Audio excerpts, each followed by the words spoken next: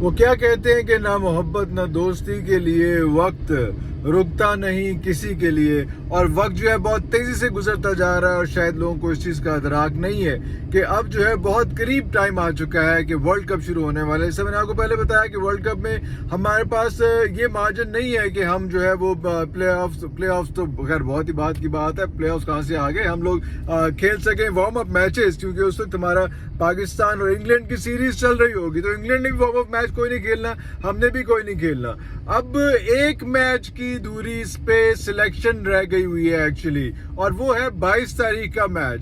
बाकी तो almost selection हो चुकी हुई है। हमें ये भी उम्मीद है कि जो इरफान खान न्याजी हैं शायद वो रिजर्व में चले जाएं। हमें ये भी नजर आ रहा है कि हसन अली जो है वो भी शायद रिजर्व में चले जाएं। एक और जो खतरनाक और भयानक और खौफनाक चीज है वो हमें ये नजर आ रहा है कि अगर 22 तारीख के मैच में सैम अयूब ने परफॉर्मेंस ना दी, अगर सैम अयूब ने परफॉर्मेंस ना दी तो वो भी शायद रिजर्व में चले जाएं और हम लोग जो है वो बाबर और रिजवान के साथ ही ओपनिंग करें और शायद फिर सलमान अली आगा को साथ आगे लाया जाए, क्योंकि हम ये देख रहे हैं कि इस वक्त बाबर का बल्ला चलना शुरू हो गया है और बड़ा जबरदस्त चल रहा है, छक्के चुके मार रहे हैं परासठ आजकल। और उसके बाद रिजवान जो है वो भी कंसिस्टेंट हो गया है।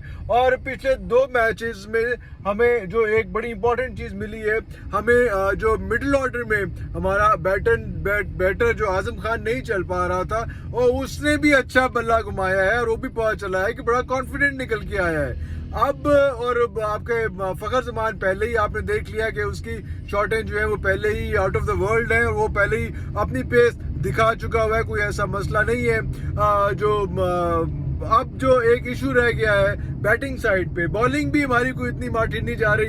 आपने देख लिया कि शाहीन ने भी रिदम पकड़ लिया है, तो अब चीजें कोई इतनी ज्यादा परेशान कुन नहीं है। लेकिन असल जो मसला आ रहा है वो सिर्फ अब यह ओपनिंग पेयर का आ रहा है कि ओपनिंग क्या हमने सैम अयूब के साथ ही करानी है, बाबर के साथ करानी है, बाबर एंड सैम अयूब करना है, या बाबर या रिजवान एंड सैम अयूब करना है, या फिर बाबर एंड रिजवान करना है और उसके बाद सैम अयूब को रिजर्व में रखना है कि यार उसको अगर तेरी काका जरूरत पड़ी तो फिर हम तुझे देख लेंगे।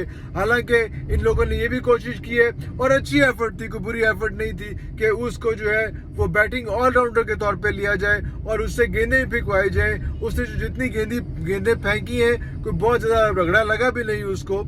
लेकिन अब ये देखना होगा कि हम किस जगह पे जा रहे हैं। हम कोई ऑस्ट्रेलिया की ग्राउंड में तो जा नहीं रहे कि हम 5 पेसर्स के साथ चले जाएं। हम कोई ऐसी जगह पे तो नहीं जा रहे जहां पे आपको कोई 4 से 5 ओपनर्स ही चाहिए हो। हम कोई ऐसी जगह पे भी नहीं जा रहे जहां पे हमें 4 या 5 स्पिनर्स चाहिए हो। तो ये बड़ा एक ट्रिकी सी सिचुएशन हो गई हुई है इस वक्त, जो है वो समझ एक्चुअल नहीं आ रही क्योंकि अब प्लेयर शायद कुछ ज्यादा हो गए हैं। अब किसी को जबरदस्ती निकालना बाहर करना पड़ेगा, क्योंकि मसला इस किस्म का आ रहा है कि जो पहले 15 प्लेयर्स आपने देखने हैं उन 15 प्लेयर्स में किस किस को रखना है और किस किस को निकालना है। बाकी रिजर्व में चले जाएंगे और रिजर्व वाला जो है वो किसी ना किसी वजह से ही किसी प्लेयर की इंजरी हो जाए, कुछ ऐसा हो जाए, तो उसके बाद ही वो प्लेइंग 11 में आ सकता है। उससे पहले प्लेइंग 15 में आ सकता है, उससे पहले नहीं आ सकता।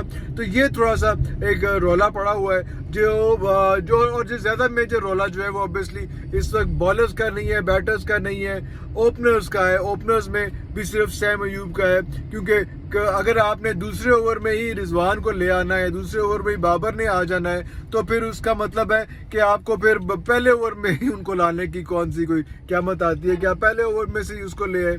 तो ये एक प्रॉब्लम इस किस्म की है कि सैम अयूब जिसको बेइंतहा बहुत ज्यादा एक्स्ट्राऑर्डिनरी, आई रिपीट एक्स्ट्राऑर्डिनरी उसको चांसेस दिए गए हैं, लेकिन वो कोई ऐसी कोई बड़ी इनिंग खेलने में, हालांकि उसने 40, 42, 43 स्कोर किए हैं, 47 भी किया है, लेकिन कोई 50 नहीं मार सका। लेकिन कोई जो वो इनिंग्स भी थी वो कोई बड़ी इनिंग कंसिडर नहीं हो सकी अभी तक। सॉरी ये यार स्पीड ब्रेकर भी थे ना, साड़ी जिंदगी इंच ते साड़ियाँ सड़का इंच तो वो जो सैम अयूब की जो एक बड़ी इनिंग अभी तक रिक्वायर्ड है। और अगर बड़ी इनिंग उसकी इस मैच में जो कमिंग मैच है इंग्लैंड के खिलाफ 22 तारीख को, क्योंकि 24 तारीख तक आपने जो है वो डॉक्यूमेंट सबमिट करने हैं, अपने प्लेइंग 15 या प्लेइंग 11 जो भी आप इसको कह लें, अपने स्क्वाड का ऐलान करना है वर्ल्ड कप के लिए। उससे पहले सिर्फ एक मैच रह गया है।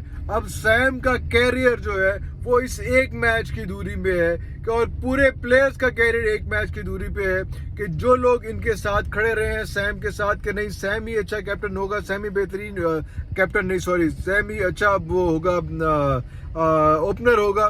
तो ये सिचुएशन जो है उनके लिए भी लम्हा फिक्र है कि अब क्या करना है। क्या वो पॉइंट ठीक था कि बाबर रिजवान ही ओपनिंग करें और ये जो पूरी फिलॉसफी थी, पूरा जो आइडियोलॉजी थी, ये सब कुछ जो है वो गलत साबित हो चुकी हुई है और ये बिल्कुल बेकार साबित हो चुकी हुई है और वापस हम बाबर और रिजवान के साथ ही जा रहे हैं या फिर सैम अयूब के पास ये आखिरी मौका है कि 22 तारीख के मैच में वो कोई इतनी बड़ी इनिंग खेल ले, इतनी अच्छी इनिंग खेल ले कि लोगों का परसेप्शन चेंज हो जाए। वरना इस वक्त बाकी प्लेयर्स तो इन आउट की गेम चल ही रही है, जो बाकी किसी ने आना है किसी नहीं आना वो बहुत ज्यादा इस वक्त इम्पोर्टेंट नहीं है। लेकिन इम्पोर्टेंट जो है वो यही है कि भाईजान सैम अयूब इन है कि आउट है।